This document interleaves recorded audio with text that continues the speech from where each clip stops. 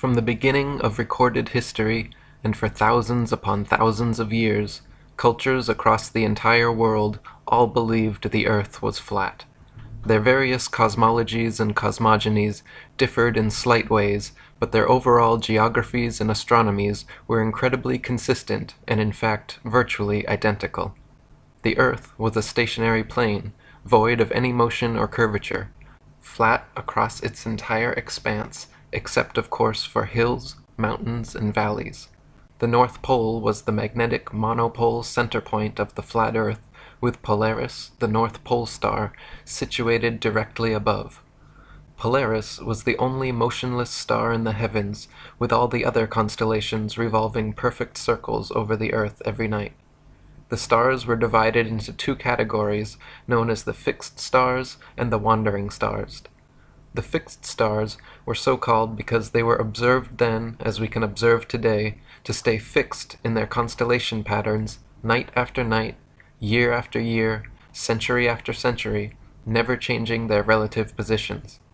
The wandering stars, what are today referred to as planets, were so called because they were observed then, as we can observe today, to wander the heavens, taking their own unique spirograph-like patterns, making both forward and retrograde motions over and around the Earth during their cycles.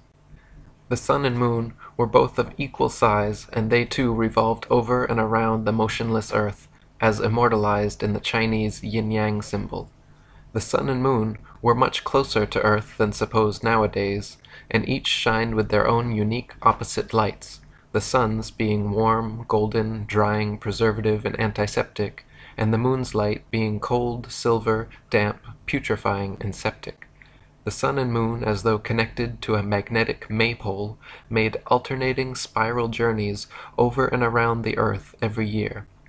The sun began its journey at the Tropic of Capricorn at the winter solstice, where it made its fastest and largest circle over the Earth. For the next 3 months, every day the sun slightly narrowed its path and slowed its speed until by the spring equinox the sun had spiraled its way from the Tropic of Capricorn to the equator. Then for the next 3 months, again every day, the sun continued to slightly narrow its path and slow its speed until the summer solstice, when the sun made its smallest, slowest circle around the Tropic of Cancer. Once the sun reached this innermost circle, like the ribbons and dancers around the maypole, the sun would then begin its opposing, widening, quickening journey back to the Tropic of Capricorn. For the next 3 months, every day the sun slightly widened its path and hastened its speed until the autumnal equinox, the sun had spiraled its way from the Tropic of Cancer back to the equator. Then for the next 3 months again, every day the sun continued to slightly widen its path and hasten its speed until the winter solstice, when the sun made its largest, fastest circle around the Tropic of Capricorn, and the annual journey began again. The moon had a similar yearly path revolving over and around the Earth, but unlike the sun, which constantly changed its speed to keep a consistent 24-hour day, the moon's speed never changed, so depending on its latitude, the moon was observed then, as we can observe today, to take approximately 24.7 to 25 hours per cycle. This is why at different times and places during each month we can see the moon in the morning, afternoon, or night. This is also the origin of old fairy tales such as The Hare and the Hedgehog, or The Tortoise and the Hare. The hare, like the sun, begins the annual race full of energy, excitement, and ego, declaring himself the definite winner, and gets off to an immediate head start. Meanwhile, equally confident in his seemingly lesser abilities, the humble, slow, and steady tortoise moon begins as well, allowing the hare to lead. As the race carries on, the cocky hare tires and slows down, or takes a nap, at which point the tortoise overtakes him. This is analogous to the moon reaching the Tropic of Cancer before the sun each year and beginning its return journey. When the hare reaches this halfway point of the race, he realizes his lackluster attitude has resulted in being overtaken by the slower tortoise, and begins to speed up again. Then, for the remainder of the race, the sun picks up speed day by day, gaining on the moon, but ultimately losing as the slow and steady tortoise reaches the finish line before the hare and wins. So for ancient man, Earth and Polaris were the two immovable center points of the universe, around which the sun, moon, and other stars all revolved in a dome-like shape. Some cultures believed in a literal, physical, solid dome or firmament to which the fixed stars were bound. Other cultures mythologized the axis mundi as the world tree with Polaris at the center and all the other constellations forming the branches. In these flat Earth depictions, the North Pole occupied the center point, and south was all straight lines extending outwards from there. East and west were not straight lines, as is assumed nowadays, but were in fact circles, just like all lines of latitude and the paths of the celestial bodies. The southern circumference of Earth was surrounded by a gigantic wall of ice 150 to 200 feet above sea level, holding the interconnected oceans in like a World Cup. Beyond the ice wall, some cultures claimed a firm barrier existed through which no human could penetrate. Other cultures believed there were entire worlds and other civilizations existing beyond the Antarctic ice. Currently, and for the past half-century, there has existed an international Antarctic treaty preventing all independent exploration of Antarctica. Pre-approved guided tours exist which take visitors to a few coastal regions of Antarctica, but no independent exploration of the continent is allowed. Sailors like Jarl Andhoy have been caught attempting to explore Antarctica and threatened, turned around at gunpoint, fined, and jailed for violating this militarily enforced international treaty.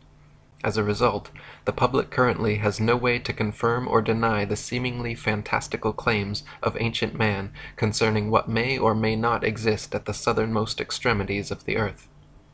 We can, however, confirm that this 200-foot ice wall surrounding the southern circumference of the Earth most certainly exists. We can confirm that Polaris is indeed the only non-moving star in the sky. All the fixed stars indeed rotate perfect circles around Polaris while remaining stuck in their relative constellations night after night, year after year, century after century.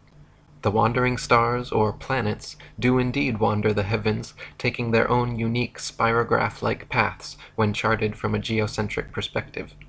The sun and moon are indeed observably of equal size and revolve over and around us in daily cycles. Just as the ancients observed, the sun's annual path does indeed travel from the Tropic of Capricorn at the winter solstice, to the equator at spring equinox, to the Tropic of Cancer at the summer solstice, back to the equator at autumnal equinox, and finally back to the Tropic of Cancer at winter solstice. The sun's light is indeed warm, golden, drying, preservative, and antiseptic, while the moon's light is indeed cold, silver, damp, putrefying, and septic. A thermometer placed in the sun's light will always read warmer than a thermometer placed in the sun's shade, while a thermometer placed in the moon's light will always read cooler than a thermometer placed in the moon's shade. Plant and animal substances exposed to sunlight quickly dry, shrink, coagulate, and lose their tendency to decompose and putrefy, whereas plant and animal substances exposed to moonlight will quickly show symptoms of putrefaction and decay. Last but not least, just as the ancients espoused, the Earth is observably motionless to all our senses, and the horizon remains perfectly flat as far as the eye can see.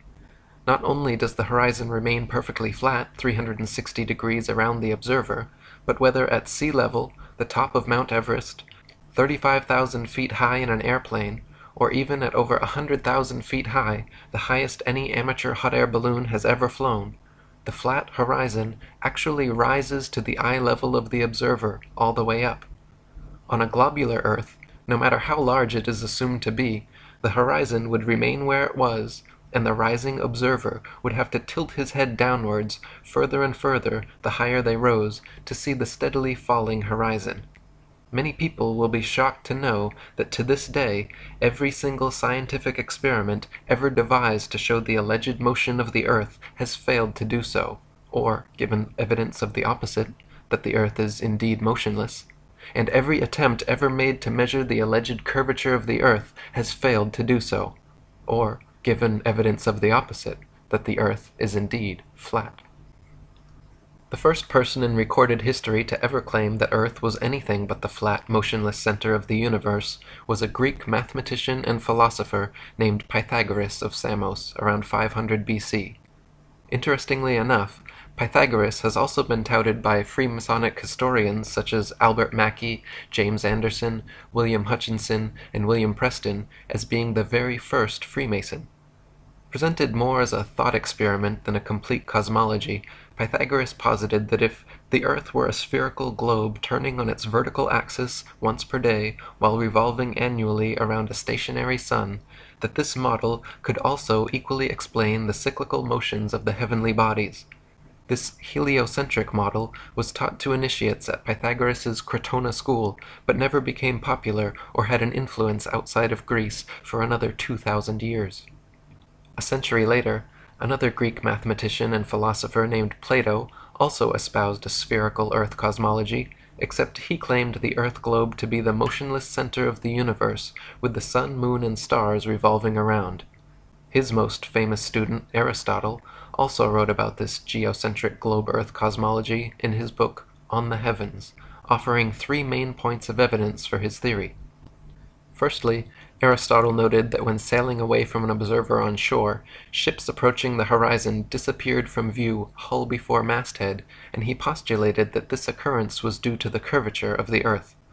Aristotle argued that the hull disappeared first because beyond the horizon the globe Earth curved downwards, causing the hull and eventually the masthead and entire ship to drop below the curvature. Today, we can easily prove that Aristotle was incorrect in his assumption by using telescopes, binoculars, and zoom cameras. Once a ship has completely disappeared beyond the horizon, modern technology allows us to zoom in and bring the entire vessel, hull and all, back into full view. This proves that ships do not disappear hull first due to the alleged curvature of the Earth, and that the horizon line is in fact merely the vanishing point of perspective from a given observer's point of view, and not, as Aristotle supposed, the beginning of the Earth's curvature. The horizon is subjective and varies in distance depending on the weather, the observer's height, and the strength of his eyesight or instruments. As noted previously, the horizon actually rises to the eye of the observer no matter how high he climbs, which also proves that the horizon line is not some objective point of curvature on a convex Earth, but rather the subjective vanishing point of perspective from a given observer's point of view. Aristotle's second point of evidence offered for his spherical Earth theory was the Earth's round shadow cast on the moon during lunar eclipses.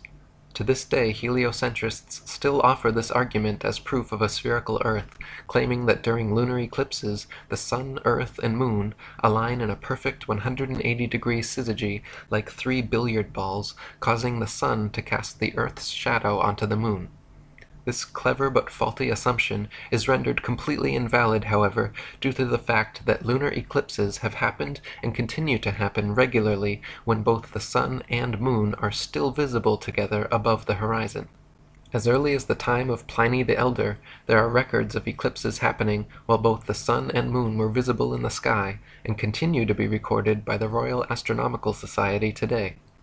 Obviously, if the Sun and Moon are both observable simultaneously during an eclipse, then they are not aligned in a 180-degree syzygy, and it is therefore impossible that the Sun could be casting Earth's shadow on the Moon, and some other explanation must be sought. Another explanation, in fact, already existed in many cultures around the world, who posited that a third celestial body known as Rahu, or the Black Sun, also existed, equal in size to the Sun and Moon. This translucent dark body passed affront the Sun and Moon during solar and lunar eclipses, causing their lights to dim. Aristotle's final point of evidence offered for his spherical Earth theory was the appearance of Polaris and other stars to gradually decline overhead as an observer travels southwards. He argued that the gradual declination and eventual disappearance beyond the horizon of certain stars and constellations as one traveled southwards was evidence that the observer was traveling over a convex curved surface. Similar to the ships disappearing over the horizon argument, Aristotle posited that the horizon line was the literal curvature of his spherical Earth, and the stars which declined and disappeared beyond it became invisible because a mass of curved Earth existed between them and the observer. In actual fact, however, the gradual declination of objects in the sky towards the horizon is merely a product of the law of perspective on plane surfaces. As any art student of point perspective knows, the human eye views the world in a pyramidal shape, so that when looking down a long hallway, the floor appears to rise, the ceiling appears to sink, and the walls appear to narrow into a point at the center of the observer's view. Of course, the dimensions of the hallway remain constant for its entire length. The floor does not actually rise, the ceiling does not actually sink, nor do the walls actually close in, but to the human eye, everything is perceived this way. Similarly, when the sun, moon, airplanes, or clouds appear to sink towards the horizon as they move away from us, they are not actually losing altitude and slowly approaching sea level. They are in fact maintaining the same altitude, except they are moving away from you, and so the law of perspective makes them appear to sink. A century after Aristotle, around 250 BC, yet another Greek mathematician and philosopher named Eratosthenes made his claim to fame with a new alleged proof of the spherical Earth. Eratosthenes noted that at noon during the summer solstice at Syene, the sun cast no shadow and the rays could reach straight to the bottom of his well, yet meanwhile in Alexandria, a vertically standing metal rod cast a significant shadow. By factoring the length of the shadow with his assumed distance to the sun, Eratosthenes recorded a measurement of Earth's circumference close to what heliocentrist astronomers still use today. The fact of the matter is, however, that Eratosthenes' calculations were made assuming the sun to be millions of miles away, so that its rays would fall perfectly parallel even in points as divergent as Syene and Alexandria. This faulty premise led to his faulty conclusion, which was eventually exposed upon the invention of the nautical sextant. Using sextants and plane trigonometry, by measuring the sun's angle at 2 points on Earth simultaneously and factoring their distance from each other, the Pythagorean theorem reveals both the height and dimensions of the sun. Using this method, the sun and moon have repeatedly been calculated to be approximately 32 miles in diameter, 3,000 miles from the surface of the Earth. High-altitude balloon footage has also filmed lighting hotspots on clouds, proving the sun to be local and acting as a spotlight, and not a burning ball of gas millions of miles away, as supposed by heliocentrists. After Eratosthenes, the globe Earth theory completely disappeared from philosophical thought and recorded history for almost 2 millennia. Geocentric flat Earth cosmologies continued to reign supreme, with even Eratosthenes himself, touted as the father of geography, depicting the Earth as flat in his famous 194 BC map of the world. Crates of Malus invented the first model globe Earth around this time as well, but it failed to have any effect on the world at large.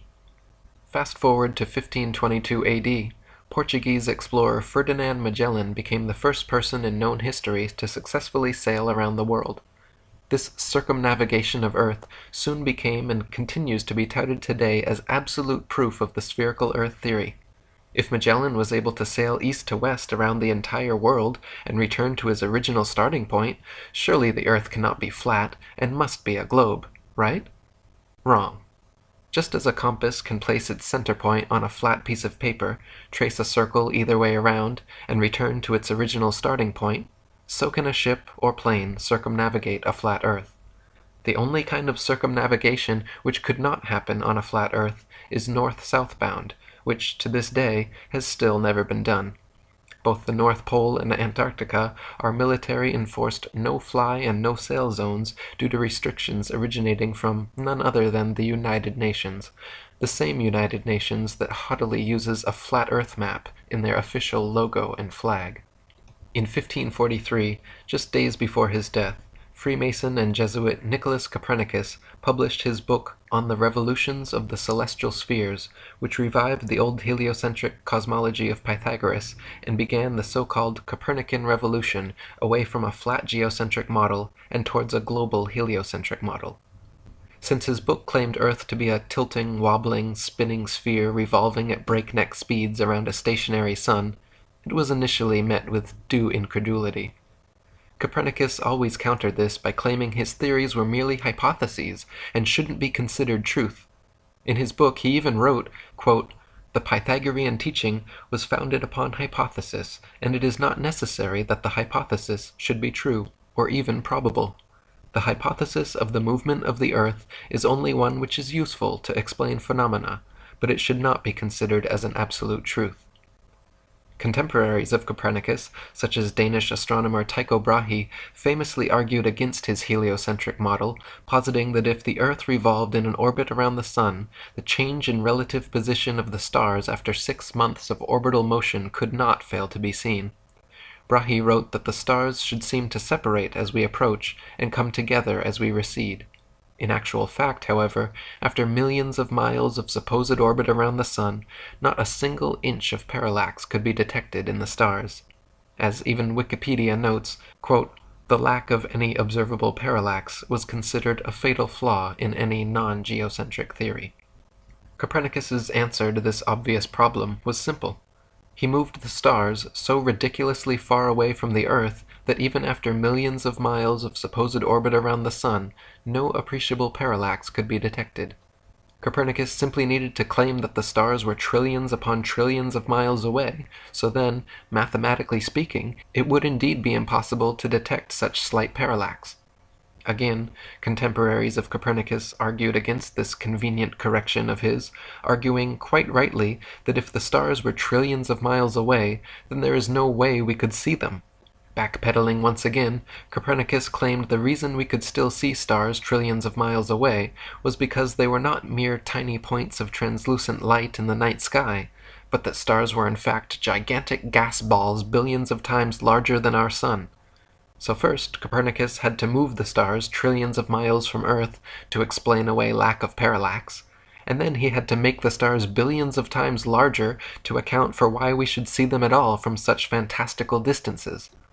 Lastly, he offered very specific distances and mathematical equations to solidify his theory, claiming, for instance, that he had accurately calculated the Sun's distance from Earth to be exactly 3,391,200 miles. At the turn of the 17th century, Tycho Brahe, under the patronage of Emperor Rudolf II, began construction of the largest, most state-of-the-art astronomical observatory ever built.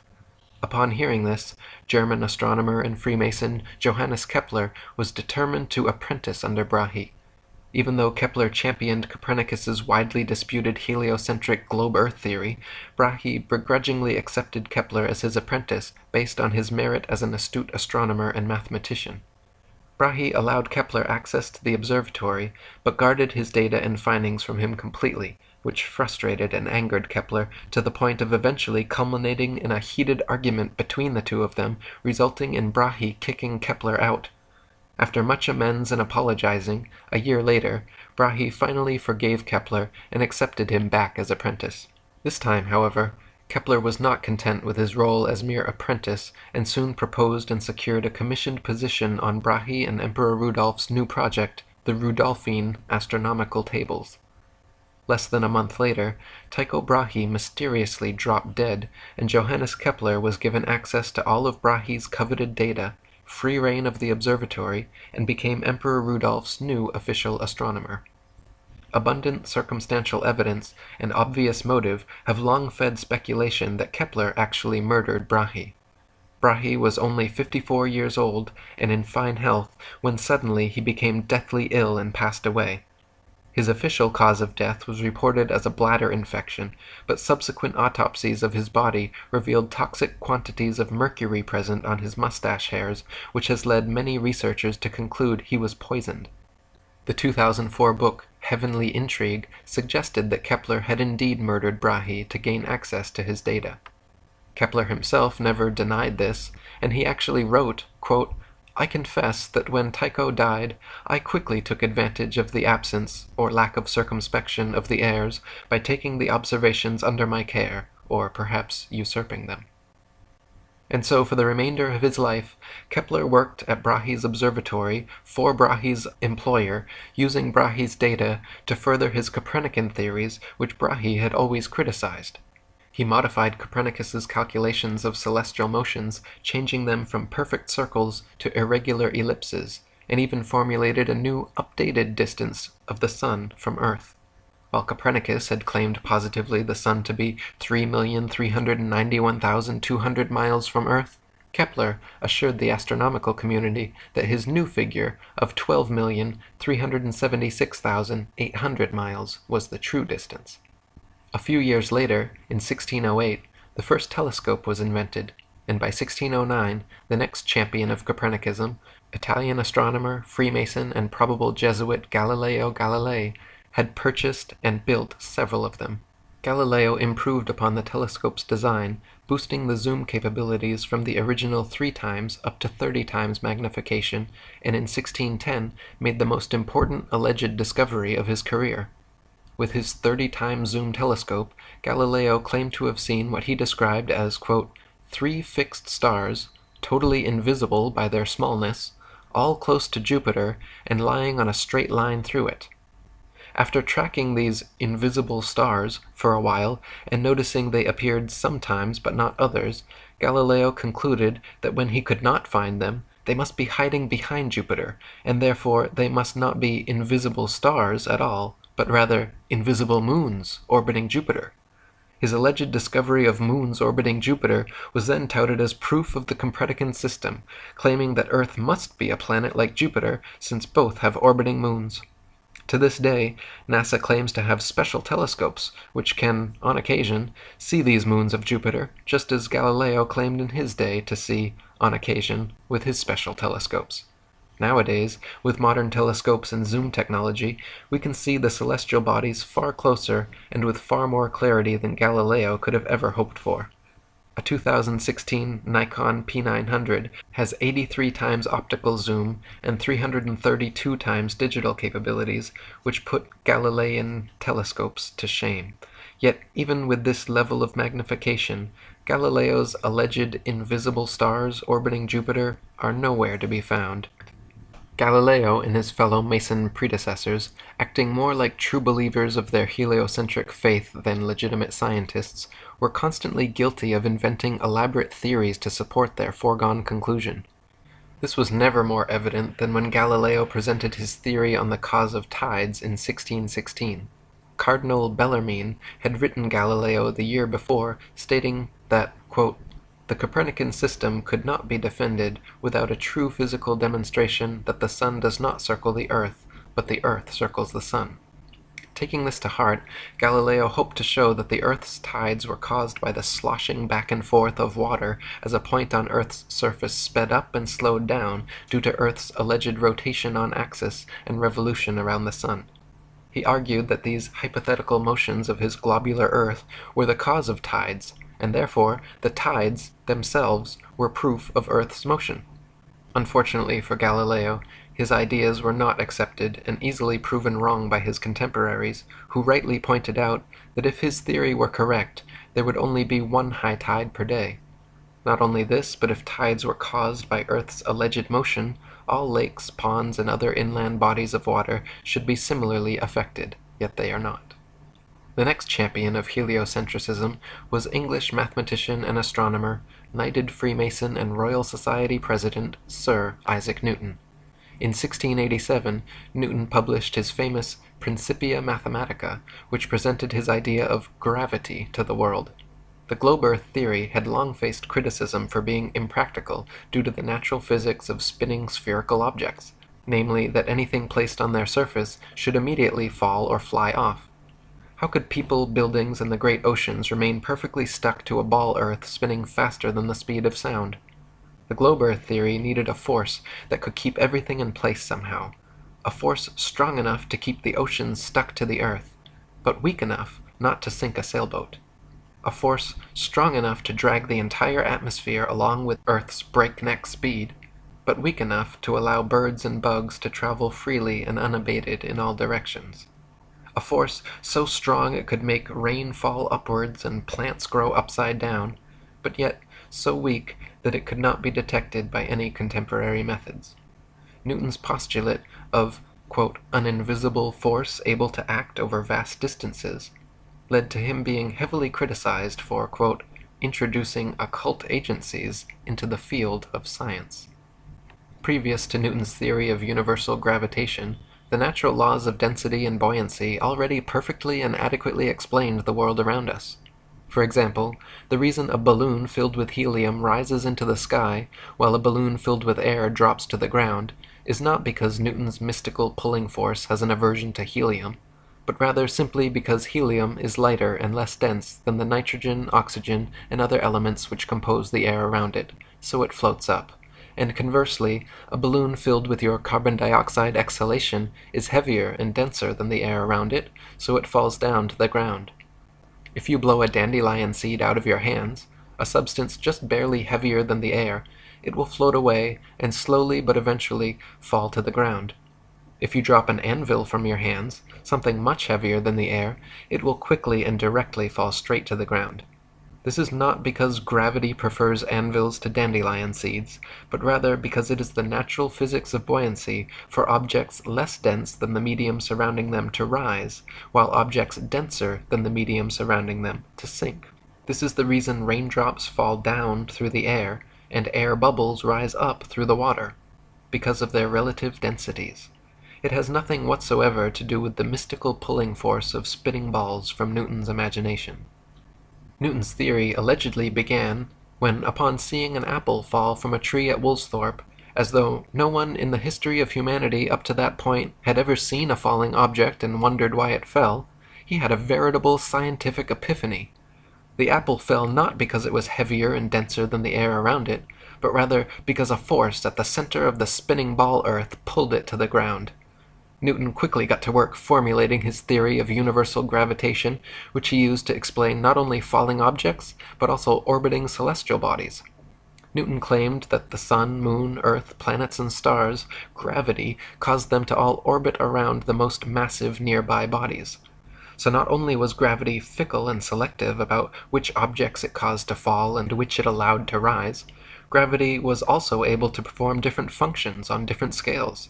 At the human scale, gravity allegedly caused people, buildings, and oceans to stick to the Earth, while at the planetary scale, gravity allegedly caused moons to orbit around planets, and planets to orbit around stars.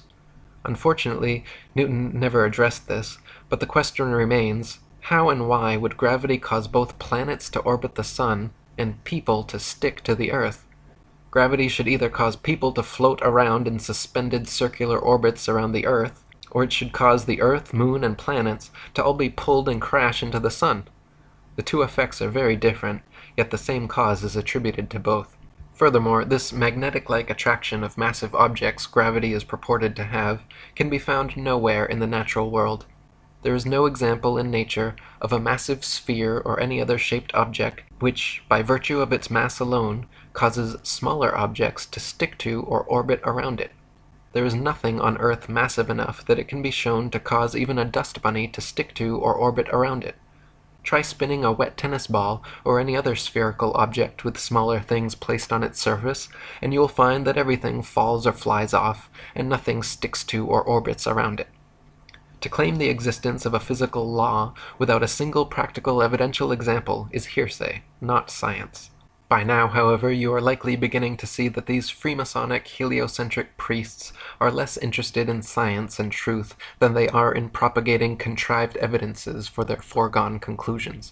In like manner, as Copernicus had claimed positively the sun to be 3,391,200 miles away, and Kepler had calculated it to be positively 12,376,800 miles away, Newton was quoted as remarking, "It matters not whether we reckon it 28 or 54 million miles distant, for either would do just as well." It appears he was correct, because the alleged distance to the heliocentrist's sun has continued to increase by the millions until today, where we stand with NASA's current official figure of 93 million miles. In 1773, Captain Cook became the first modern explorer known to have breached the Antarctic Circle and reached the ice barrier. This expedition offered an exciting chance to find proof of either the flat or globe Earth models, because Captain Cook intended to sail completely around Antarctica looking for inlets through the ice wall. If the Earth was indeed a globe 25,000 miles in equatorial circumference, as the heliocentrists claimed, then a complete circumnavigation of Antarctica would be approximately 12,000 miles. And if the Earth was flat, with Antarctica surrounding the entire circumference, a complete circumnavigation of Antarctica would have to take over 50,000 miles. During 3 voyages lasting 3 years and 8 days, Captain Cook and his crew sailed a total of 60,000 miles along the Antarctic coastline, never once finding an inlet or path through or beyond the massive glacial wall. Captain Cook wrote, "The ice extended east and west far beyond the reach of our sight, while the southern half of the ocean was illuminated by rays of light which were reflected from the ice to a considerable height." Later voyages by Captain James Clark Ross and Captain George Nares in the 19th century further confirmed Cook's findings. Ross's expedition spent 4 years and 5 months in heavily armored warships, failing to find an entry point beyond the southern glacial wall, and Nares spent over 3 years circumnavigating Antarctica, taking an admittedly indirect course, but clocking in nearly 69,000 miles total. If Antarctica truly was the tiny ice continent claimed by globe Earth proponents, all of these expeditions would have ended years sooner. In addition to this, many Antarctic explorers, including Captain James Clark Ross and Lieutenant Charles Wilkes, using globe Earth projection maps, wrote in their journals perplexed at how they routinely found themselves out of accordance with their charts, stating that they found themselves an average of 12 to 16 miles outside their reckoning every day. Later on, further south, increasing to as much as 29 miles per day. These huge discrepancies experienced by explorers the further south traveled are usually attributed to increasingly strong storms, winds, and currents, but if that were the case, they should have just as often found themselves ahead of their reckoning, which they never did. In 1783, the hot air balloon was invented, and for the first time in recorded history, people were able to float miles above the Earth's surface and see for themselves once and for all whether or not the Earth was flat or a globe. To many people's astonishment, as high as they rose, the horizon remained perfectly flat 360 degrees around them and rose to the level of their eyes all the way up.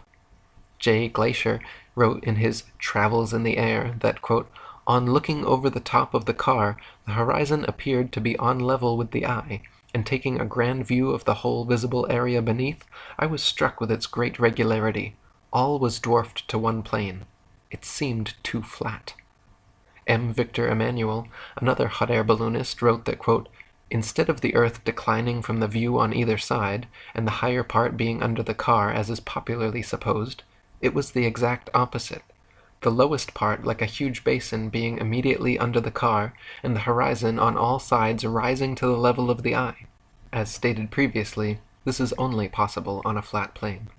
It would be an entire century after Newton published his theories on gravitation before any scientific experiment was devised to attempt to prove its existence. In 1797, Henry Cavendish, the British scientist, Freemason, and wealthy grandson of the Duke of Devonshire, created an experiment which he claimed successfully proved the existence of gravity, measured its constant, and provided accurate figures for the exact masses of the Earth, Sun, Moon, and planets. How did Cavendish achieve this quantum leap for heliocentric pseudoscience? He fixed 2 large lead balls on opposite ends of a torsion balance and hung them from the roof of his shed. By watching and recording slight motions of the contraption via telescope through his shed window so his mass would not affect the reading, Cavendish claimed to have proven gravity. 2 small lead balls were hung near the large ones, and any motion observed towards one another was touted as being the influence of gravity.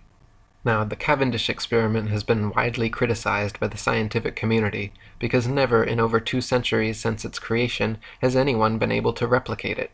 Firstly, the balls simply do not always attract one another as they must for the so-called gravitational constant to be constant at all. Sometimes the torsion balance turns towards the balls and sometimes away, as it is impossible not to give some slight tremulous motion when interacting with it.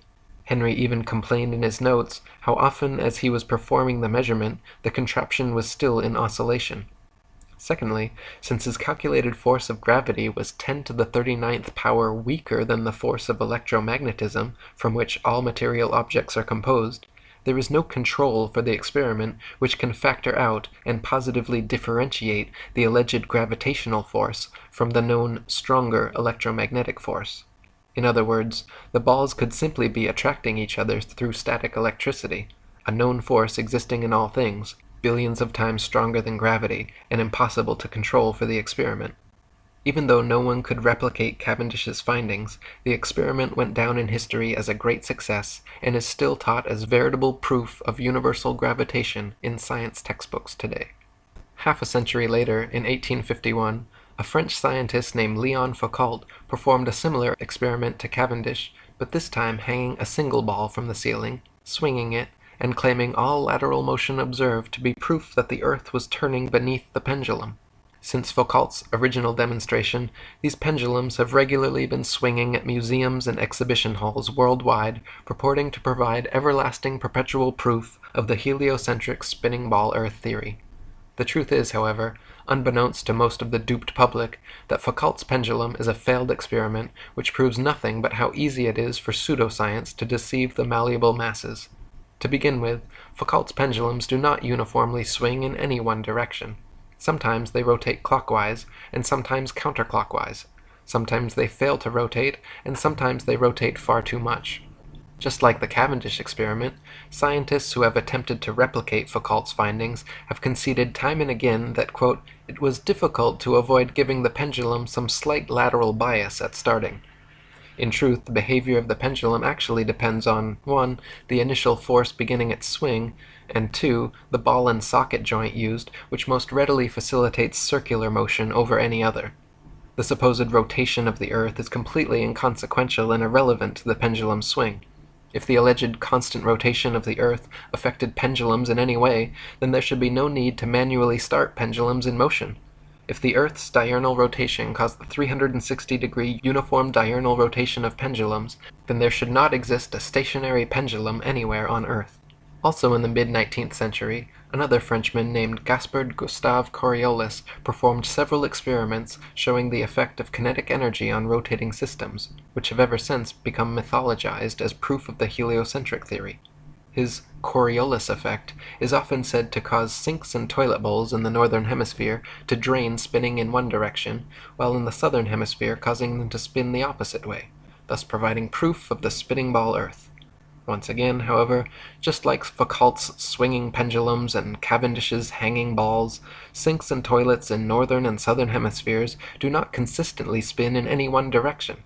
Sinks and toilets in the very same household are often found to spin opposite directions, depending entirely upon the shape of the basin and the angle of the water's entry, not the supposed rotation of the Earth. The Coriolis effect is also said to affect bullet trajectories and weather patterns as well, supposedly causing most storms in the northern hemisphere to rotate counterclockwise, and most storms in the southern hemisphere to rotate clockwise, to cause bullets from long-range guns to tend towards the right of the target in the northern hemisphere and to the left in the southern hemisphere. Again, however, the same problems remain. Not every bullet and not every storm consistently displays the behavior, and therefore cannot reasonably be used as proof of anything. In the late 19th century, mostly thanks to the experiments, books, and lectures of an English inventor and author named Dr. Samuel Rowbotham, a flat Earth renaissance began sweeping the world. Rowbotham's findings, beginning with his 1864 book, Earth Not a Globe, an experimental inquiry into the true figure of the Earth, proving it a plane without axial or orbital motion and the only material world in the universe, caused quite a stir in the scientific community, and thanks to 3 decades of his effort, the shape of the Earth became a hot topic of debate around the turn of the 19th century. Dr. Rowbotham conducted several experiments using telescopes, spirit levels, and theodolites, special precision instruments used for measuring angles in horizontal or vertical planes. By positioning them at equal heights aimed at each other successively, he proved over and over the Earth to be perfectly flat for miles, without a single inch of curvature. In his most famous series of experiments, Rowbotham traveled to Cambridge, England, where there is a 20-mile canal called the Old Bedford, which passes in a straight line through the fenlands, known as the Bedford Level. The water has no interruption from locks or water gates of any kind, and remains stationary, making it perfectly suitable for determining whether any amount of convexity or curvature actually exists. If we were living on a ball Earth, every pond, lake, marsh, canal, and other large body of standing water, each part would have to comprise a slight arc or semicircle curving downwards from the central summit. If the ball Earth were truly 25,000 miles in circumference, as claimed by heliocentrists, then spherical trigonometry dictates the surface of all standing water must curve downwards an easily measurable 8 inches per mile, multiplied by the square of the distance. This means along a 6-mile channel of standing water, the Earth would have to curve 16 feet 8 inches downwards from one end to the other, and/or dip 6 feet on either end from the central peak, depending where the measurement is taken. Rowbotham tested first by standing in the water holding a telescope 8 inches above the surface, while his partner rowed away from him in a small boat with a 5-foot-tall flag attached. If the Earth was indeed a globe 25,000 miles in circumference, by the time the boat reached Welney Bridge 6 miles away, the entire boat and flag should have been completely invisible, hidden behind a 6-foot-tall mass of curved water. In reality, however, every time tested, the entire boat and flag remained visible from start to finish. In a second experiment, Dr. Rowbotham placed 7 flags along the edge of the water, each 1 mile distant from the next, with their tops positioned 5 feet above the surface, and stood with his telescope behind the first. If the Earth was a globe 25,000 miles in circumference, each successive flag would have to decline a definite and determined amount below the last. The first and second flags established the line of sight. Then the third should fall 8 inches below the second, the fourth flag 32 inches below, the fifth 6 feet, the sixth 10 feet 8 inches, and the seventh flag should be a clear 16 feet 8 inches below the line of sight. Even if the Earth was a globe of 100,000 miles, an amount of easily measurable curvature should and would still be evident in this experiment. But the reality is, not a single inch of curvature was detected, and the flags all lined up perfectly as consistent with a flat plane. In 1870, one of Rowbotham's supporters, an English scientist of the Royal Academy named John Hampden, offered a public wager of £500 to anyone who thought they could prove the Earth spherical by repeating the Bedford level experiment. Alfred Russel Wallace, a fellow English scientist, ardent evolutionist, and personal friend of Charles Darwin, accepted Hampden's wager, and the two met with referees to decide the matter at the Bedford level. The original plan was to repeat Rowbotham's flag experiment, but after hours of attempting to align them one on each mile marker, upon looking through the telescope, quote, they could not even judge which was which, let alone decide whether the line of sight along them was flat or curved. Heated debate ensued, an angry quarrel followed, and the experiment descended into a farce. They called it a day, but a week later reconvened, this time Wallace setting new parameters for the experiment, which had never been tested or approved by Rowbotham or Hampden.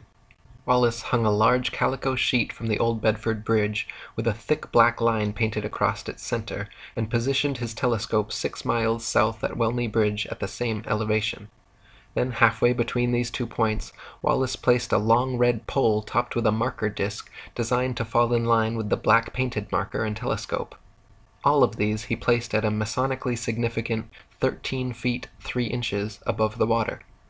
Wallace's plan was to view the marker disc and black line through the telescope, and if the middle marker appeared below the line of sight, this would be taken as proof of the water's flat surface, and if the middle marker appeared above the line of sight, it would be taken as proof of Earth's curvature. Hampden immediately took issue with this new method of allegedly determining curvature, but begrudgingly accepted to continue.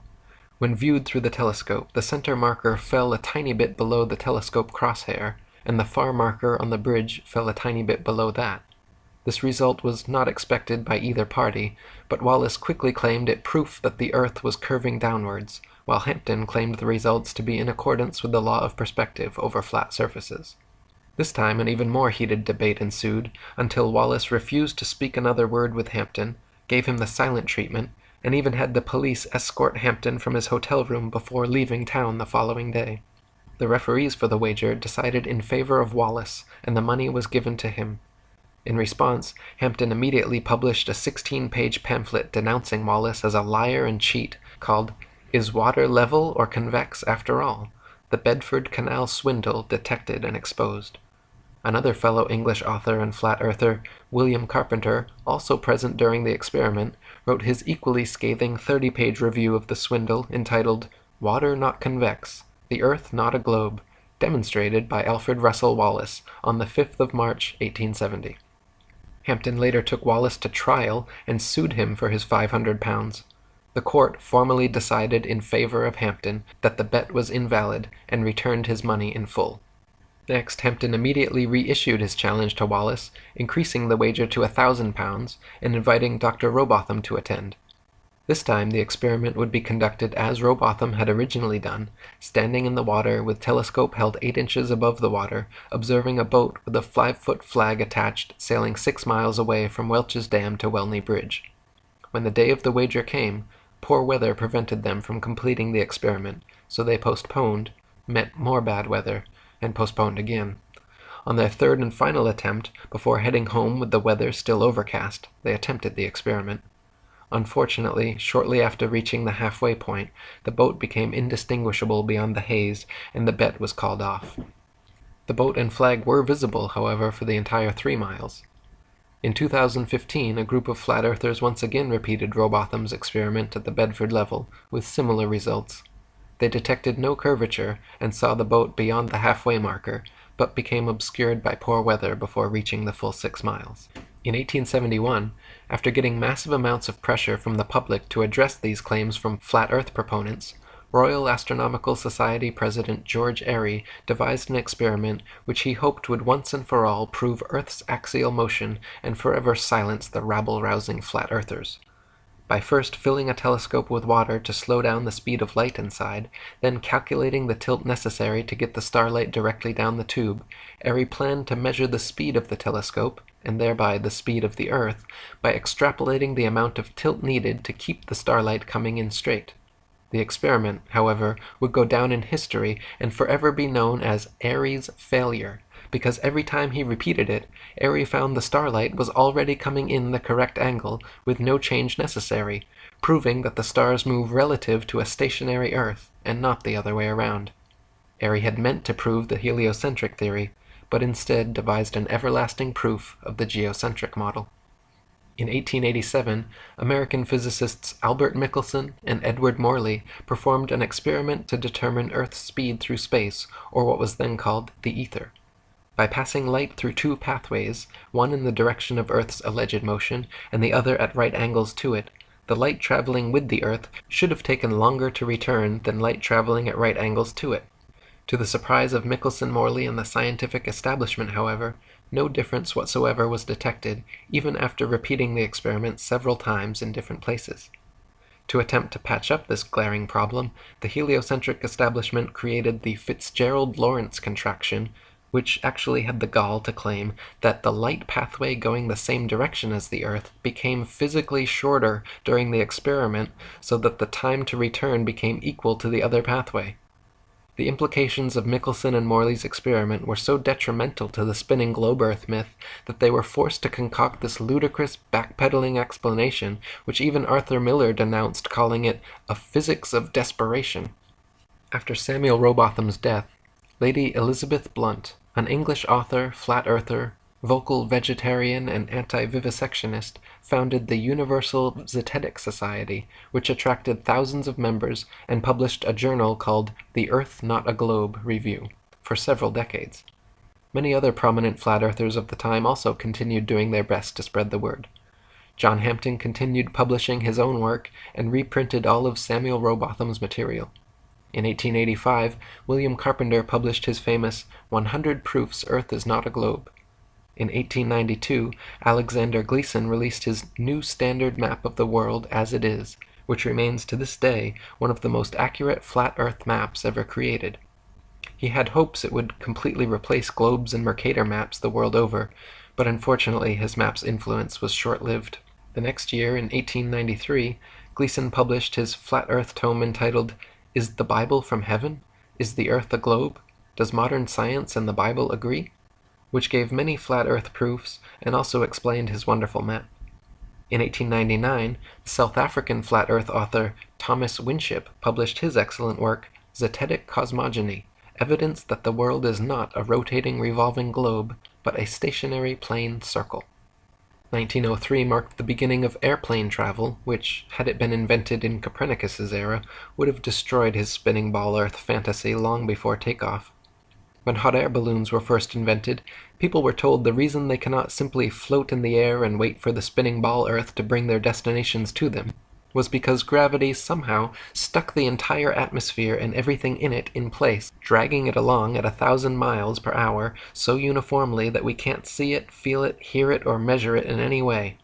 Once airplane technology evolved so that we could fly at comparable speeds to the Earth's supposed rotation, however, it became immediately apparent that the Earth and its atmosphere could not be constantly rotating 1,000 miles per hour west to east.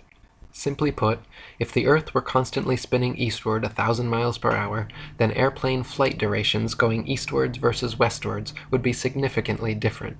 If the average commercial airliner travels 500 miles per hour, it follows that westbound equatorial flights should reach their destination at approximately 3 times the speed as their eastbound return flights.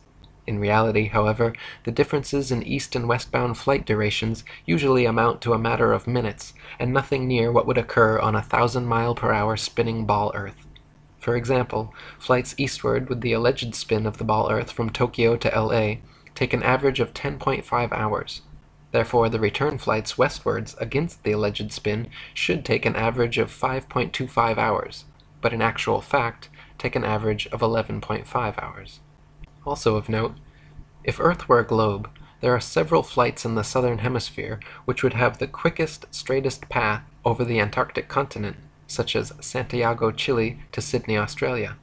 Instead of taking the shortest, quickest route in a straight line over Antarctica, all such flights detour all manner of directions away from Antarctica instead, claiming the temperature's too cold for airplane travel. Considering the fact that there are plenty of flights to, from, and over Antarctica, and NASA claims to have technology keeping them in conditions far colder and far hotter than any experienced on Earth, such an excuse is clearly just an excuse, and these flights aren't made because they are impossible. If the Earth was a ball and Antarctica was too cold to fly over, the only logical way to fly from Sydney to Santiago would be a straight shot over the Pacific, staying in the southern hemisphere the entire way. Refueling could be done in New Zealand or other southern hemisphere destinations along the way if absolutely necessary.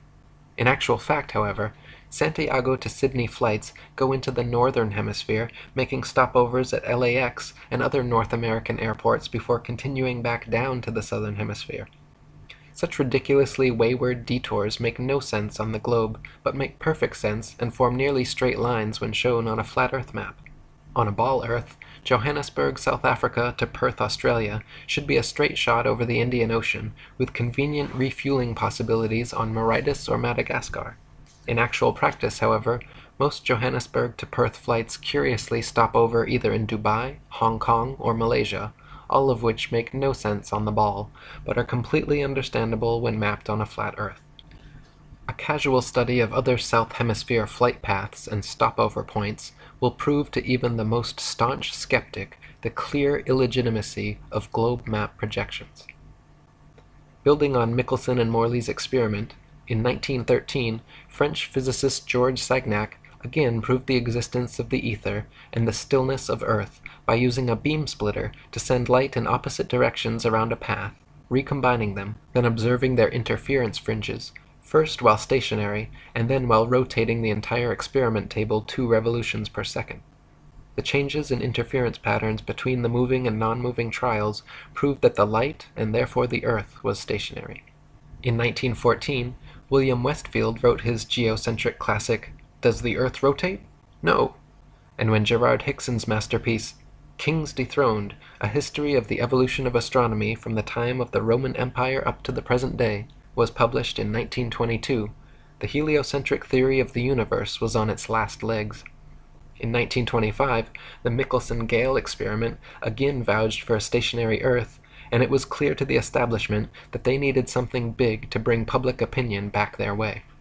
In 1916, a Jewish physicist named Albert Einstein had published his General Theory of Relativity, a brilliant revision of heliocentrism which, in one philosophical swoop, abolished the ether from scientific study, replacing it with a form of relativism which allowed for heliocentrism and geocentrism to hold equal merit. If there was no absolute etheric medium within which all things exist, then hypothetically one could postulate complete relativism with regard to the movement of 2 objects, such as the Earth and Sun.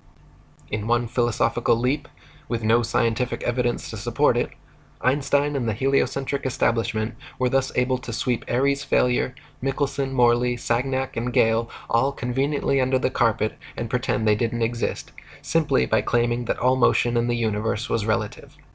By the late 1920s, Einstein and his theories had been pushed so vehemently, the heliocentric theory began making a comeback, and Einstein was being touted as a genius and one of the greatest minds in history. Far from it, even he himself admitted when asked, "What is it like to be the smartest man alive?" responded by saying, "I don't know, you'll have to ask Nikola Tesla," a true genius who in no way supported Einstein's relativity or the heliocentric theory. Einstein was even caught lying when he originally claimed to have never even heard of the Michelson-Morley experiment, but later admitted that he had indeed created special relativity with the intent of abolishing the ether and nullifying the Michelson-Morley result. By the 1930s, an eccentric Christian flat-earther named Wilbur Glenn Voliva was attracting widespread publicity around the world thanks to his American lecture tours and daily radio broadcasts from his personal station, which could be heard all the way to Australia. Voliva famously founded and built Zion City in Illinois, a town of 6,500 people, all of whom were Christian flat-earthers. Zion City even had its own schools and churches which taught flat-earth cosmology. In the spirit of Robotham and Hampton, throughout his life, Voliva offered an open-ended wager of $5,000 to anyone who thought they could disprove the flat Earth. Until his death in 1942, there were no takers. After the Second World War, Operation Paperclip brought hundreds of top German rocket scientists and physicists into the United States, and beginning in the late 50s employed them in NASA, the National Aeronautics and Space Administration.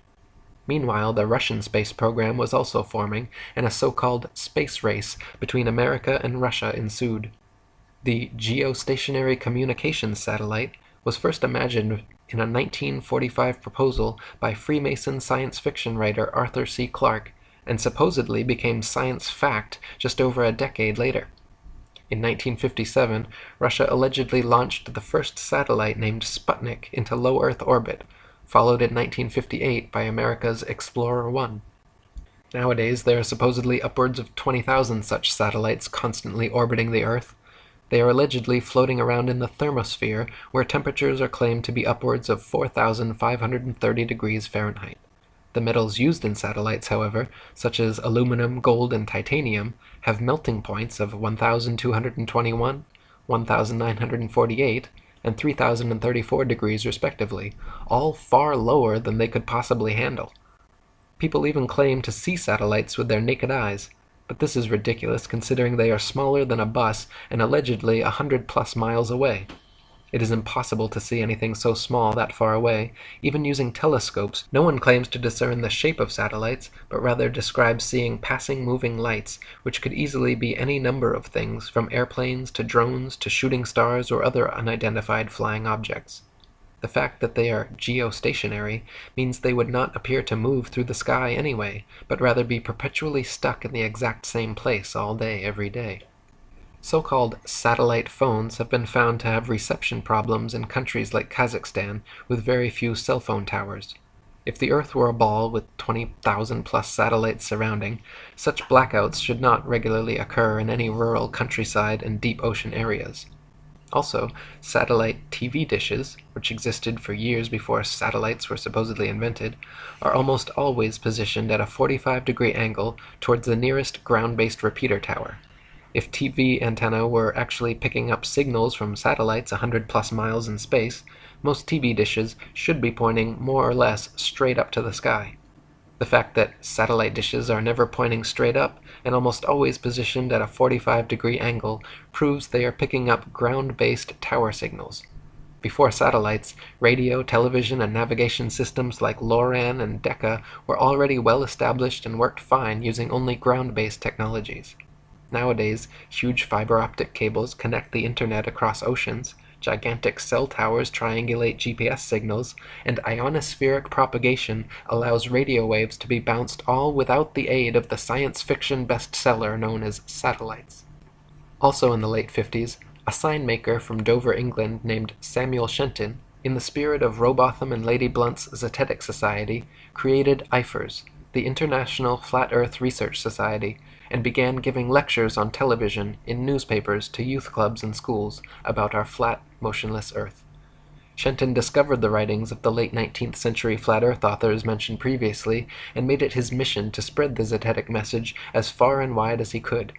With NASA's supposed satellite launches happening, people constantly questioned Shenton about satellites proving the globe Earth, to which he would always reply, "Does sailing around the Isle of Wight prove it is spherical?" When NASA claimed to have put the first man in space, Shenton said from the beginning that it was all photo and video trickery. When John Glenn supposedly orbited the world in 1963, Shenton even sent him a free IFERS membership with a personal message saying, "Okay, wise guy." Shenton knew that John Glenn, two-time U.S. Senator and one of NASA's first astronauts, was a lying Freemason, just like his heliocentric forefathers from Pythagoras to Copernicus, Kepler to Cavendish, along with most all of NASA's astronauts. Buzz Aldrin Jr. is an admitted ring-wearing, hand-sign-flashing 33rd-degree Mason from Montclair Lodge No. 144 in New Jersey. Edgar Mitchell is an Order of Demolay Mason at Aresta Lodge No. 29 in New Mexico. James Irwin was a Tejon Lodge No. 104 member in Colorado Springs. Don Eisel was a member of the Luther B. Turner Lodge No. 732 in Ohio. Gordon Cooper was a Master Mason in Carbondale Lodge No. 82 in Colorado.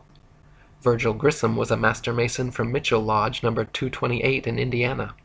Walter Schira Jr. was a 33rd-degree Mason at Canaveral Lodge No. 339 in Florida. Thomas Stafford is a Mason at Western Star Lodge No. 138 in Oklahoma. Paul Weitz is from Lawrence Lodge No. 708 in Pennsylvania. C. Fred Kleineknecht, the head of NASA during the Apollo program, shortly thereafter became Sovereign Grand Commander of the Council of the 33rd Degree of the ancient and accepted Scottish Rite of Freemasonry of the Southern Jurisdiction.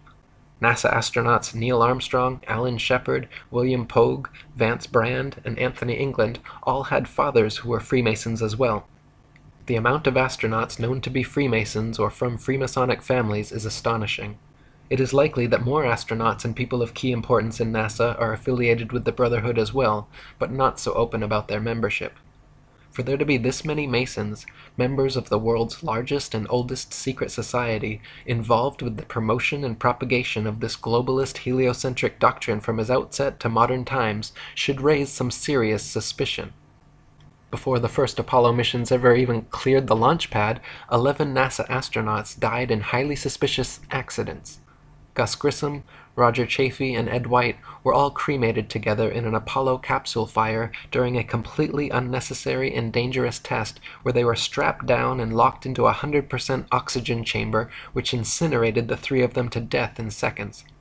7 other astronauts, Ted Freeman, Charles Bassett, Elliot C., Russell Rogers, Clifton Williams, Michael Adams, and Robert Lawrence, died in 6 separate airplane crashes, and Ed Gibbons in a car crash.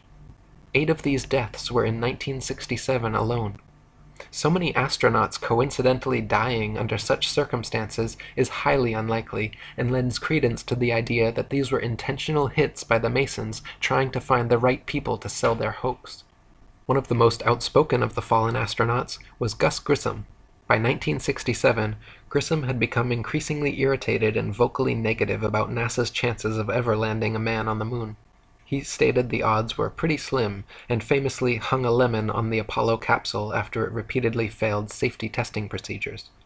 Grissom threatened to go public with his complaints about the LEM, and even told his wife Betty, quote, "If there ever is a serious accident in the space program, it's likely to be me." Right after his murder, government agents raided Grissom's house before anyone had been informed about the fire or his death. They removed all his personal papers and his diary, never to be returned. From 1969 to 1972, the Freemasons at NASA claimed to have landed 6 of their Apollo missions on the moon. With this ingenious deception, a bit of rocket technology, a bunch of lying Freemasons, and photographs taken through a round window, with this one psyop, NASA managed to convince nearly everyone on Earth that they live on a spinning ball.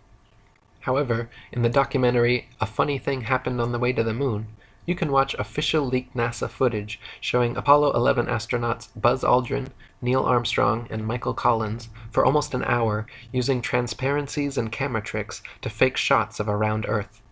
They communicate over audio with control in Houston about how to accurately stage the shot, and someone keeps prompting them on how to effectively manipulate the camera to achieve the desired effect. First they blacked out all the windows, except for a downward-facing circular one, which they aimed the camera towards from several feet away. This created the illusion of a ball-shaped Earth surrounded by the blackness of space, when in fact it was simply a round window in their dark cabin. Neil Armstrong claimed at this point to be 130,000 miles from Earth, halfway to the Moon, but when camera tricks were finished, the viewer could see for themselves the astronauts were not more than a couple dozen miles above the Earth's surface in a high-altitude plane. These images showing a globular world soon became the Freemasons' most valuable tool in altering public perception about the shape of the Earth. Since the original so-called blue marble image, NASA has provided the public with many more pictures and videos showing a globe Earth, touting veritable photographic proof that Pythagoras' 2,500-year-old theory was finally validated. When seen with a skeptical eye, however, professional photoanalysts have dissected several NASA images of the ball Earth and found undeniable proof of computer editing. For example, images of the Earth allegedly taken from the Moon have proven to be copied and pasted in, as evidenced by rectangular cuts found in the black background around the Earth by adjusting brightness and contrast levels. If they were truly on the Moon, and Earth was truly a ball, there would be no need to fake such pictures. When NASA's images of the ball Earth are compared with one another, the coloration of the land and oceans and relative size of the continents are consistently so drastically different from one another as to prove beyond any reasonable doubt that the pictures are all fake. NASA has many alleged photographs of the ball Earth which show several exact copy-and-pasted duplicate cloud patterns. Cheeky graphics artists have even placed things like faces, dragons, and the word sex into cloud patterns over various ball Earth pictures. One recent Pluto picture clearly has a picture of Disney's Pluto the dog layered into the background. On a clear afternoon, during a waxing or waning moon cycle, it is possible to see the blue sky right through the moon. For centuries, stars and planets have often been seen and recorded, even by the Royal Astronomical Society, to have been seen through the moon. If the moon is translucent enough to see objects through it, it cannot be the solid, spherical planetoid claimed by NASA and modern astronomers.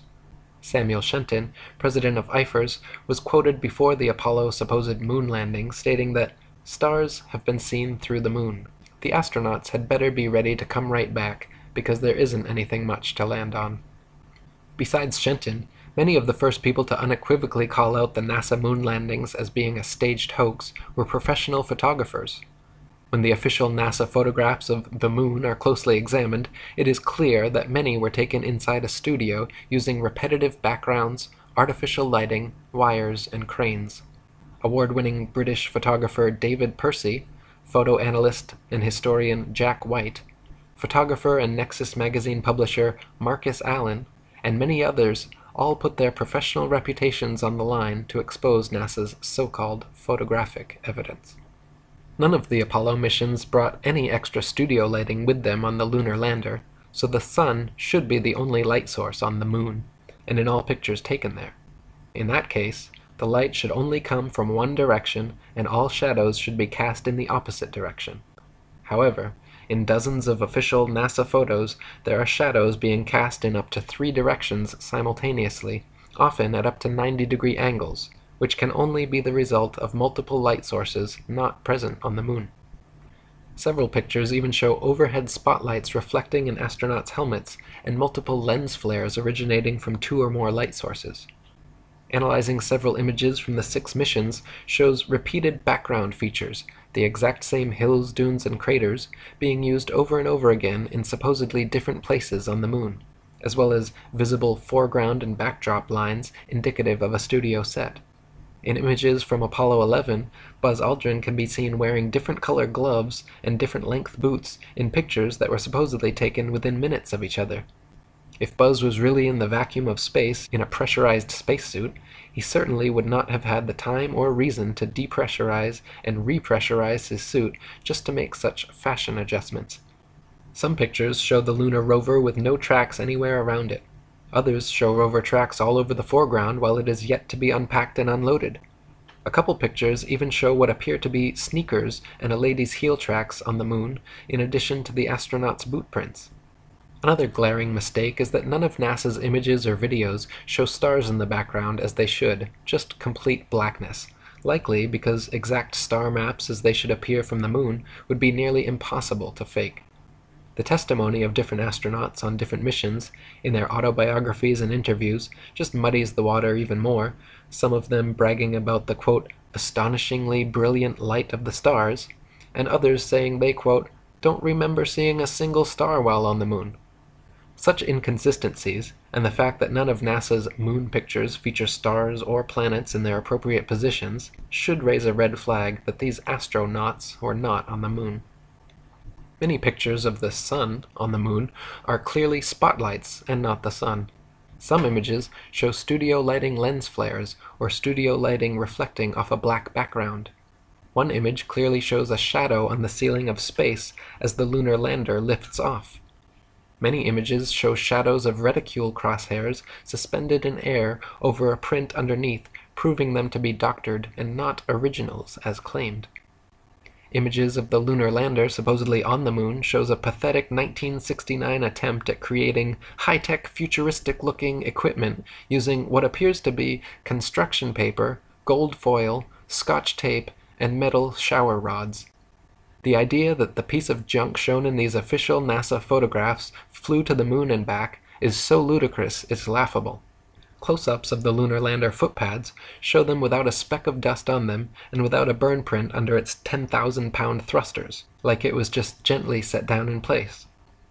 NASA scientists in their own documents were worried about the LEM falling into its own massive burn radius, yet there it sits with no burn print and spotless clean pads. Even the astronauts' boot prints made deep impressions on the moon dust, yet the lander's 10,000-pound thrusters left not a trace, no blast hole, and no dust on the pads. When the video evidence is examined, even more anomalies are found. In certain frames, light pings can be seen reflecting off overhead stage wires attached to astronauts' backpacks. In one Apollo 16 clip, an astronaut falls to his knees and is quickly jerked back up to his feet by what can only be an unseen wire hoisting him straight upwards. One of the more obvious video anomalies is how several Apollo missions show American flags flapping around in the non-existent space wind. The moon is supposed to have no atmosphere, and so the flags should remain perfectly still, but can often be seen moving quite boisterously. Another interesting video anomaly is discovered by playing NASA's moon footage at 2x speed, then watching the astronauts walking, running, jumping, or cruising around on their little buggy. Without the speed adjustment, there is a low-gravity illusion, as the astronauts seem to float, drift, and glide slowly and smoothly along. But once they are seen at 2x speed, it becomes clear that they are in, quote, normal gravity, walking, running, jumping, and cruising at normal speeds. They simply reduced the play speed by 50% in post-production, and voila, instant moon motion. Not only is the Apollo video record fraught with fraud, but NASA claims the original Apollo 11 videos have conveniently disappeared from their records so no one can analyze them for authenticity. You heard correctly. They spent over $30 billion of American taxpayer money traveling to the moon and then lost the video evidence.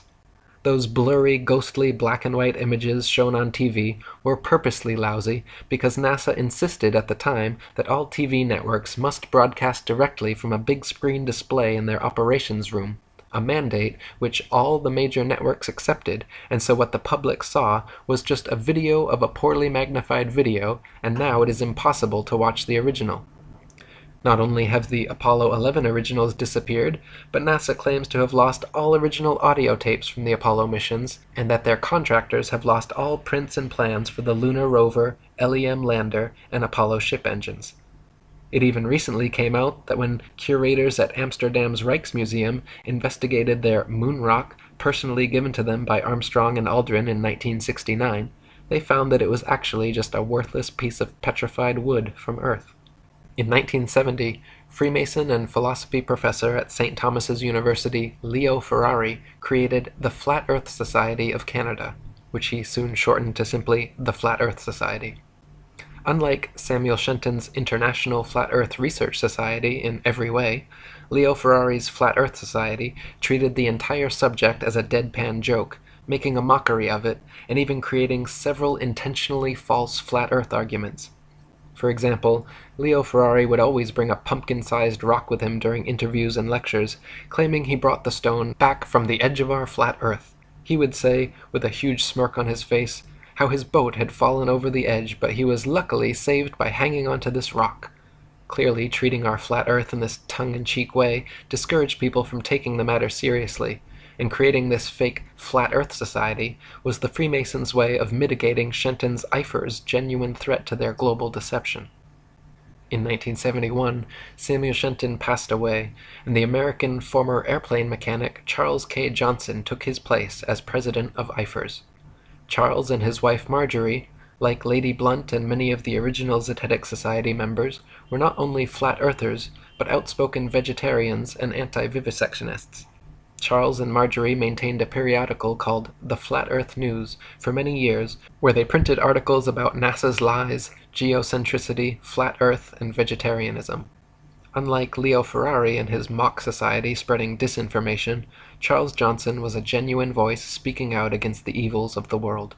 In 1974, when Johnson heard of Ferrari's budding organization, he decided to contact him and wrote a cordial letter requesting further information about his society, to which Ferrari never replied.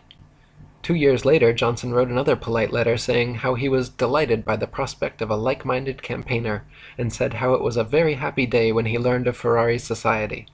Quote, "I feel sure at the core we cannot be too far apart in aims," Johnson wrote. "I do try to practice what I preach, to think and seek and search out reasonable ideas and concepts."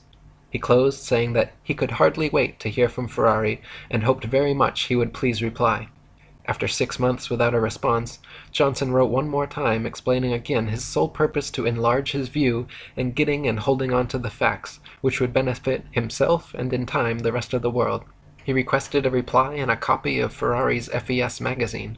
In conclusion, Johnson signed, "Thanks from the bottom of my heart," in advance, but warned that if Ferrari insisted on ignoring him once again, quote, "I will then know for sure that you are some kind of enemy of the flat earth work."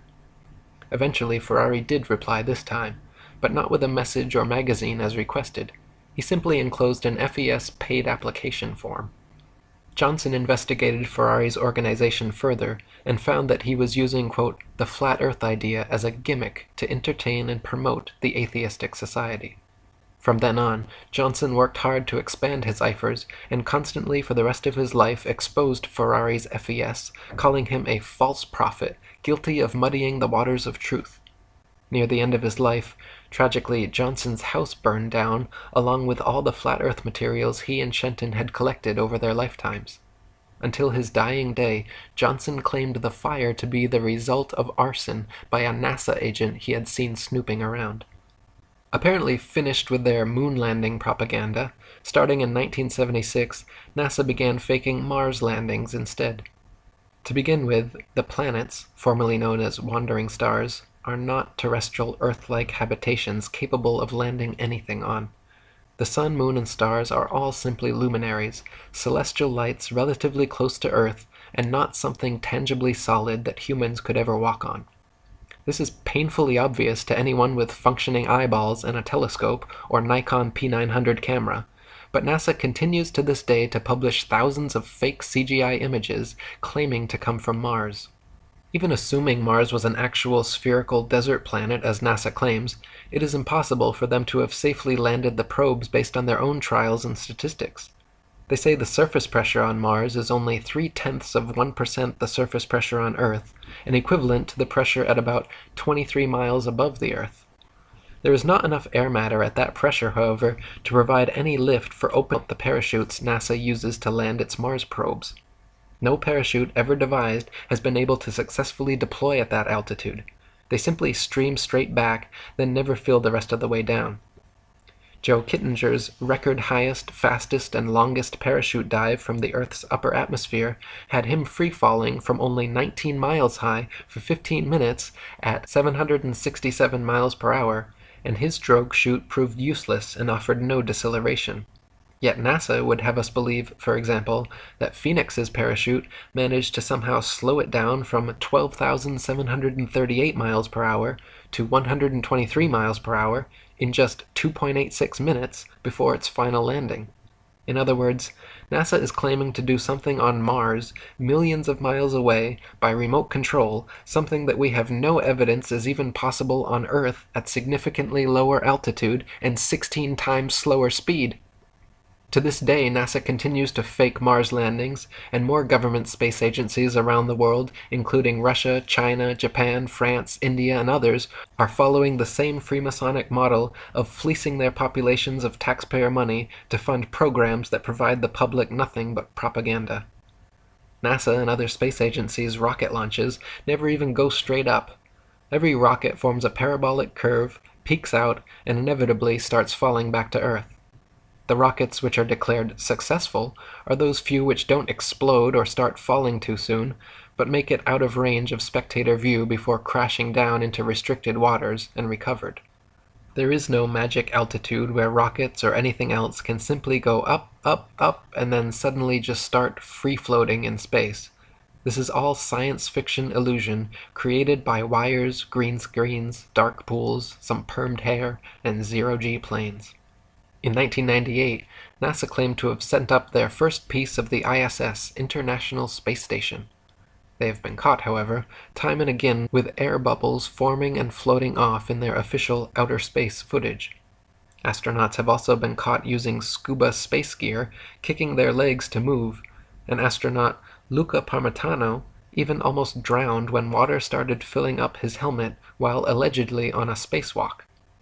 It is admitted that astronauts train for their spacewalks in underwater training facilities like NASA's Neutral Buoyancy Lab, but what is obvious from their space bubbles and other blunders is that all official spacewalk footage is also fake and filmed underwater.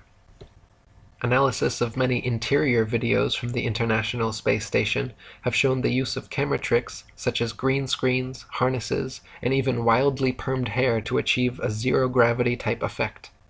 Footage of astronauts seemingly floating in the zero gravity of their space station is indistinguishable from Vomit Comet zero-G airplane footage. By flying parabolic maneuvers, this zero-G floating effect can be achieved over and over again, then edited together. For longer uncut shots, NASA has been caught using simple wires and green screens. In 2001, Charles K. Johnson died, and having lost all his flat Earth material and correspondence in his house fire, the IFERS was officially finished. Leo Ferrari's farcical Flat Earth Society, on the other hand, continued operation as usual, making a mockery of the Flat Earth subject. In 2004, the reins of FES presidency were handed over to Daniel Shenton, of no relation to genuine Flat Earther Samuel Shenton, who, true to Ferrari's example, maintains the Flat Earth Society website to this day, where they purport such fantastical, purposeful disinformation as the flat Earth disk constantly rising upwards forever through the universe to account for gravity. Their sole purpose, as Charles Johnson correctly stated, is clearly to poison the well and muddy the waters of truth. In 2008, teacher and author Eric Dubay, that's me, began a website and published a book titled The Atlantean Conspiracy, which exposed, among many other things, Freemasonry, the fake moon landings, geocentricity, and even featured a quote from IFER's president Charles K. Johnson. At the time, I had already read Samuel Rowbotham and William Carpenter's old 19th century Flat Earth books, and though personally still on the fence regarding the shape of the Earth, I was confident they were correct about the location, or geocentricity, of Earth, so I wrote about it. In 2009, after watching Alex Jones interview and praise several NASA astronauts on his show, I wrote an article and sent a message to him and his producers about the moon landing hoax, and included a link to Samuel Rowbotham's Flat Earth book for them to read. Alex even mentioned this on air the next day, and called me a flat earther who thinks he's covering up some Atlantean conspiracy, the title of my book and website. The Earth being flat, that's clearly ridiculous. Though I've actually been contacted by some flat earthers saying I'm covering up the fact that it's some Atlantean conspiracy. For the next several years, I continued writing books and articles about various conspiracies and worked on building a huge social media presence. By making multiple accounts, adding as many friends and followers as possible, joining and posting to as many groups and pages as possible, over the course of a few years, I began building up very large followings on Facebook, Google+, LinkedIn, Twitter, StumbleUpon, Pinterest, Sue, and many other sites. To give you an example of their efficacy, you can see here my main Google+ account with over 135 million views, and my secondary one with over 87 million. In mid-2011, a professional artist, comedian, and Hollywood actor named Math Powerland, claiming to also be an ex-NASA whistleblower, created the NASA channel on YouTube. He made a few decent videos exposing NASA image fakery, but his channel certainly did not contain many flat Earth proofs or evidence, and there are more videos of him ranting about Axe deodorant, hookers on Tinder, his championship sexual prowess, and other irrelevant topics than there are actually exposing the flat Earth.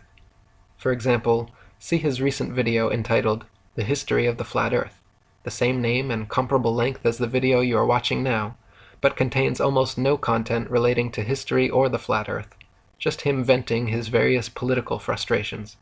In short, anyone visiting his channel would not become a flat earther, and would more likely be turned off from the subject due to his manic ranting style and lack of factual content. In November of 2014, after years of researching and writing, I released my book The Flat Earth Conspiracy, the first pro-flat Earth book written in nearly 50 years. I simultaneously released a flat Earth conspiracy documentary on YouTube, began giving radio interviews, and published several influential articles on the subject. Within a very short space of time, the flat Earth keyword saw a 600% rise in activity, and Google search results jumped from a few thousand to over 21 million. Soon after this, just as Johnson had experienced with Ferrari, I noticed a wave of disingenuous so-called flat earthers flooding into the movement with the obvious intent to muddy the waters. For example, when I began writing my book, The Flat Earth Conspiracy, I came across Paul Michael Bales on Facebook, a recent flat Earth convert who had been collecting a library of old original flat Earth books and letters. Hoping to find some good reference material, I messaged him asking for recommended titles, and he told me a few choice books to read. The full extent of our interaction consisted of a short Facebook conversation, yet curiously, after my book was published and the flat Earth movement started growing, Paul began stating publicly that he was the Morpheus to my Neo, and that he taught me everything I know about the flat Earth. He even made the ludicrous claim that my book was plagiarized from old Facebook posts of his. Matt Boylan, aka Math Powerland, also jumped in and had the gall to say that, quote, my entire book was plagiarized from his information, which is equally laughable, considering he and his information are only mentioned in 2 paragraphs of my 252-page book. Needless to say, both of their claims are baseless and go to show how desperate they are to receive credit where it is not due. You can also see from this Google Analytics chart that the flat Earth keyword had not made any significant change in 2011 since the launch of Matt's YouTube channel, nor in late 2012, early 2013 when Paul claims to have gotten his start. The moment when the flat Earth tides shifted and the exponential growth of the movement began was clearly around and after November 2014, the exact month when I exploded all of my flat Earth research onto the internet. In November 2014, I published the first pro-flat Earth book written in 50 years, The Flat Earth Conspiracy. I also published several popular articles on the subject, uploaded the most popular flat Earth conspiracy documentary on YouTube, began giving radio interviews, and soon restarted Charles Johnson's IFERS, the International Flat Earth Research Society, and published my most successful book ever, 200 Proofs Earth is Not a Spinning Ball, which has now been translated into 12 foreign languages and read by millions worldwide. These simultaneous actions, my intentional exploding of credible flat Earth information onto the internet all at once, which I had been preparing for the entire year before, are undoubtedly the catalyst behind the exponential growth curve seen beginning here. Later on, around March 2015, recent flat Earth convert Mark Sargent came out of nowhere, began uploading new flat Earth videos every day, uploading new interviews several times per week, got offered his own radio show, started being heralded by many as the king of flat Earth, and credited with starting the modern flat Earth revival. At first I was glad to have him on board, until the cracks began to show and the clear disinformation campaign began. Mark claimed the moon and stars were holographic projections maintained by alleged dome builders who keep us inside a Truman Show enclosed structure, among much other nonsense. He even lied about me in several interviews, including one where he claimed that I promoted the idea of a constantly rising flat Earth to account for gravity, when in fact I constantly expose this false concept as being disinformation. Mark was, and continues to be, the Leo Ferrari to my Charles Johnson. In fact, Mark has even bragged several times about being a card-carrying member of Ferrari's farcical organization. By New Year's Eve 2016, our new IFERS had gained over 3,000 members and was receiving 50,000 hits monthly when it was suddenly and without warning or explanation deleted from the internet. As the administrators and myself quickly worked on salvaging our material and creating a new site, the obvious parallels to Johnson losing everything in his NASA agent-initiated house fire were noteworthy. Around the same time, 2 disingenuous Flat Earth channels issued 2 fraudulent copyright strikes against me, which I managed to overturn by filing legal counterclaims against them. YouTube itself began a program of regularly unsubscribing old subscribers of mine and lowering view counts of popular videos. Shortly after that, Facebook also decided to jump on the Eric Dubay censorship bandwagon by deleting my account, all my pages, and giving my Atlantean conspiracy group directly over to a team of Freemason shills who still administrate it to this day, filling the group with nothing but death threats to me, pictures of Masonic goats, and ridiculous belittling memes. After re-registering for new accounts and accumulating my friends lists again, Facebook has now deleted 2 more profiles, and I am currently on my 4th, still trying my best to spread the word. In 2016, the movement continued to grow, with many more genuine flat earthers taking up the reins and exposing the truth online, as well as many more disingenuous shills continuing to poison the well with misinformation.